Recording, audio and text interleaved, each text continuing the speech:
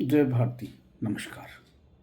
आज हम लोग भगवद गीता के दूसरे अध्याय के 26वें श्लोक के विषय में बात करेंगे। इस पर मनन करेंगे। तो सबसे पहले श्लोक पढ़ते हैं।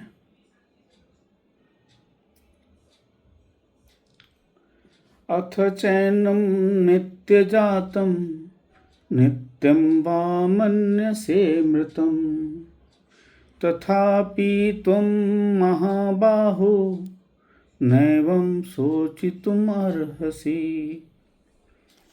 यहाँ पे भगवान भगवान कृष्ण थोड़ा दूसरा लॉजिक लगाते हैं इस बार। अभी तक तो वो कह रहे थे कि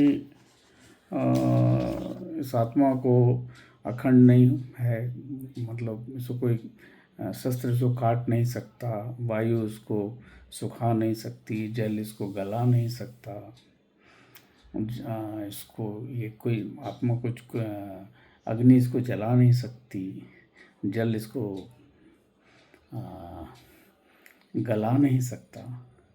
और फिर बताते थे कि ये इंद्रियों का विषय नहीं है, ये इसलिए अव्यक्त है। उसी तरह ये मन का विषय नहीं है, इसलिए अचिंत्य है। और इसीलिए इस पर सोचने की आवश्यकता नहीं है। पहले तो यही समझा रहे थे, अब थोड़ा उन्होंने इसको बदलने की कोशिश किया। उस कह रहे हैं कि अच्छा चलो थोड़ी देर के लिए मान लेते हैं कि आत्मा मर ही जाता है। तो बोलते हैं कि यदि तू इस आत्मा को सदा जन्मने वाला और सदा मरने वाला मानता हो तो भी हे महाभाव, हे अर्जुन, तू इस प्रकार शोक करने के योग्य नहीं है।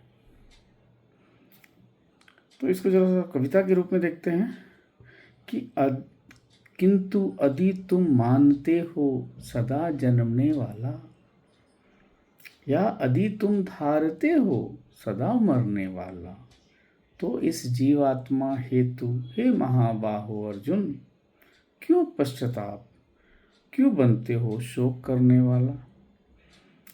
मतलब यदि तुम्हारे लॉजिक से जा रहे हैं तो भी तो शोक करने का मतलब नहीं है। तो भगवान का समझाने का अलग अलग तरीके से उन्होंने समझाने का इसमें प्रयास किया हुआ है अर्जुन को, ताकि वो चीज़ों को समझ पाए। तो इसमें ये आप समझ सकते हैं कि जो भगवान हैं वो कह रहे हैं कि अगर आत्मा शरीर के साथ उत्पन्न होता है और शरीर के साथ ही मर भी जाता है तो भी मृत्यु एक स्वाभाविक प्रक्रिया है, इसलिए इस पे शोक करना उचित नहीं है। इसको दूसरे तरीके से देख सकते हैं कि भगवान उसको हर एंगल से, हर कोण से समझाना चाहते हैं अर्जुन को।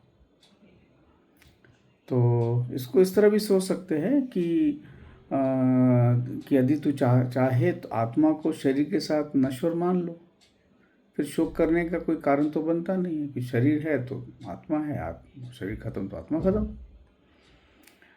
इसको दूसरे तरीके से सोच सकते हैं कि जन्म है एक तरह से प्रारंभ है और मृत्यु एक तरह से समाप्त है। तो इसको उस तरीके से भी आप समझ लो, अर्जुन को समझाने का तरीका है। और इसमें एक और चीज़ समझ सकते हैं कि अगर यहाँ जन्म है तो मृत्यु भी है, मतलब एक ही सिक्के के दो पहलू हैं। तो जहाँ मृत्यु निश्चित है वहाँ जन्म भी निश्चित है, और फिर मृत्यु निश्चित है और पुनर्जन्म भी निश्चित है।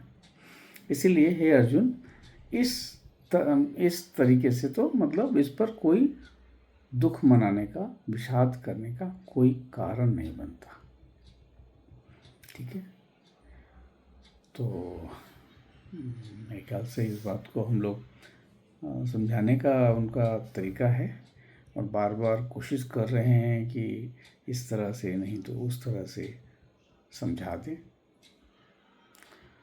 और देखते हैं कैसे इसको भगवान कैसे इसको आगे बढ़ाते हैं। धन्यवाद।